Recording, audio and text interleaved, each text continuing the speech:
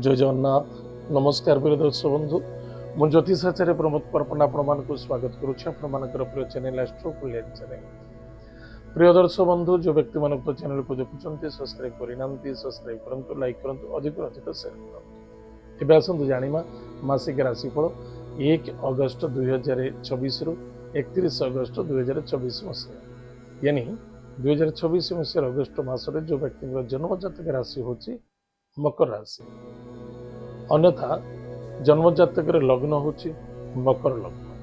जदि आपण पाखे जातक ना नाम राशि हूँ मकर राशि, तो निश्चित रूप से एपिसोड देखा अत्यंत आवश्यकता अच्छे।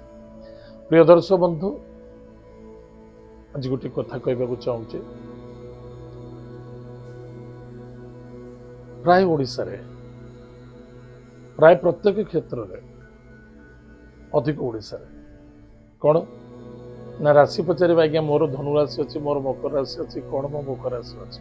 दर्शक मन रखि दरकार, खाली मकर राशि बोली नुहे, चंद्र राशि मकर राशि लग्न राशि आपंकर कौन से बहुत इम्पोर्टान्स। आपण किए, आपण कौन चाहते, कौन करने को चाहते, कौन कले बेटर हम, ये आपंकर लग्न ही कह।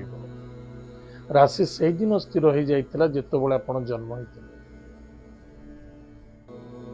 ताहले निश्चित रूप से लग्न भी से दिन लग्न अर्थ समय सी भी निर्धारित था, से कौ लग्न में आप जन्म नहीं सकाशे जो व्यक्ति जो राशि होना कहीं लग्न राशि कौन थी निश्चित रूप से यह तथ्यता देखा आवश्यकता अच्छे। जमती सपोज मो राशि हूँ धनुराशि, मोर लग्न हूँ सपोज धरा जाऊ मीन लग्न, ताले मत धनुराशि और मीन राशि राशिफल देखले निश्चित रूप से दुईटी राशि देखी निश्चित रूप से मतलब 100% रिजल्ट मिल। ताले प्रिय दर्शक बंधु, आज आम आरंभ करवा मकर राशि व्यक्ति मानक ए मासटी बहुत उत्तम रहिबो। तीर्थ व्रत यात्रा देव कार्य फंक्शन अटेंड करेंगे, बहुत लाभ हम। खर्च तो बढ़ निश्चित रूप से, खर्च तो देखा दब निश्चित रूप से, किंतु मन रखि दरकार गृह भितर परिवार भितर कुटुंब वंश मध्य कौन वयोज्येष्ठ व्यक्ति सहित आर्गुमेंट करूँ ना, निश्चित रूप से यह अभिशप्तता देखा दब।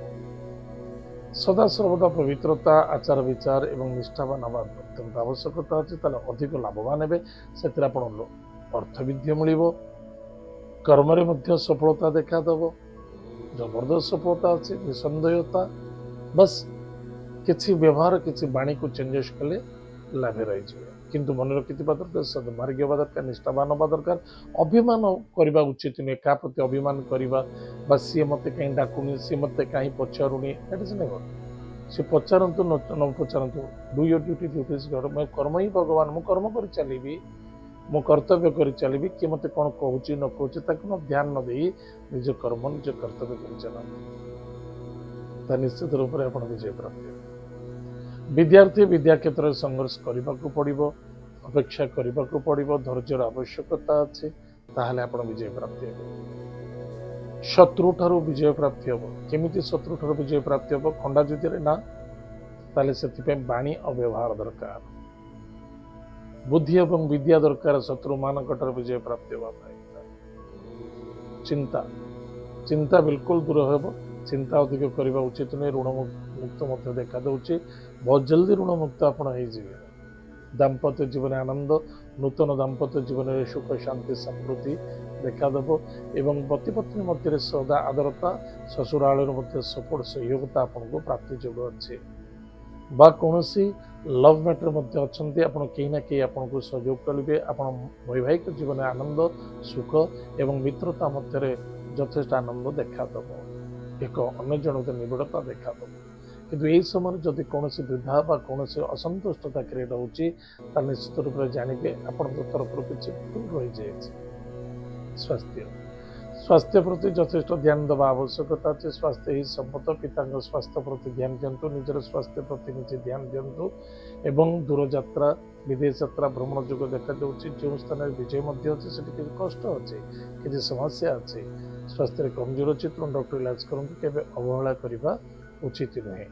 उदर की निचले भाग संबंधित यानी पेट ठारू तल भागर किसी संबंधित रोग जमीक यूट्रेस है कौन जंडिस वगैरह है, यह सब ठाकुर ध्यान देवे एवं पाद जनित रोग, आंठू जनित रोग, ଏବଂ କଟିଦେଶ ଜନିତ ରୋଗରେ ପୀଡ଼ିତ ମଧ୍ୟ ହେବାର ସମ୍ଭାବନା ଦେଖାଦେଉଛି। ଭାଗ୍ୟରେ ପରିବର୍ତ୍ତନତା ଅଛି, ଦୂରଯାତ୍ରା ବିଦେଶ ଯାତ୍ରା କରିପାରିବେ, ସଫଳତା ମଧ୍ୟ ମିଳିବ ଏବଂ କୌଣସି ସ୍ପୋର୍ଟସ ଲାଇନ୍ରେ ଅଛନ୍ତି, ରାଜନୈତିକ ବା ପଲିଟିକାଲ କ୍ଷେତ୍ର ଅଛନ୍ତି, ସେଥିରେ ମଧ୍ୟ ସଫଳତା ଅର୍ଜନ କରିବେ, ସେଥିରେ ଲାଭ ମିଳିବ। ତାହେଲେ ପ୍ରିୟ ଦର୍ଶକ ବନ୍ଧୁ, ପ୍ରତିକାର କ'ଣ କରିବା ଆବଶ୍ୟକତା ଅଛି? ପ୍ରତିକାର ହେଉଛି ପ୍ରଥମତଃ ପ୍ରତ୍ୟେକ ଦିନ ସକାଳୁ ଗାଧୋଇ ସାରିଲା ପରେ ସ୍ନାନାଦି କାର୍ଯ୍ୟ ସାରି ଭଗବାନ ମାତା ପିତାଙ୍କୁ ପ୍ରଣାମ କରନ୍ତୁ। ସୋମବାର, ଗୁରୁବାର, ଶନିବାର ଦିନ ଅଶ୍ୱସ୍ଥ ବୃକ୍ଷ ମୂଳରେ ଜଳଗୁଡ଼ ଦାନ କରନ୍ତୁ। ଗୋମାତାକୁ ସେବା କରନ୍ତୁ। ଗାୟତ୍ରୀ ମନ୍ତ୍ରକୁ ଜପ କରନ୍ତୁ। ଏହାଦ୍ୱାରା ଆପଣଙ୍କର ମଙ୍ଗଳ ହେବ, ସଫଳତା ଦେଖାଦେବ, ମାସରେ ଉତ୍ତମ କଟିବ। ପ୍ରିୟ ଦର୍ଶକ ବନ୍ଧୁ, ଏ ତ ଥିଲା ମକର ରାଶି ବ୍ୟକ୍ତିମାନଙ୍କ ପାଇଁ ମାସିକ ରାଶିଫଳ। ଆଜି ତ ସମୟ ଯାଇଛି, କାର୍ଯ୍ୟକ୍ରମକୁ ଆମେ ଏଇଠି ରଖୁଛୁ। ପୁଣି ଦେଖା ହେବା ଆଗାମୀ। ଜୟ ଜଗନ୍ନାଥ।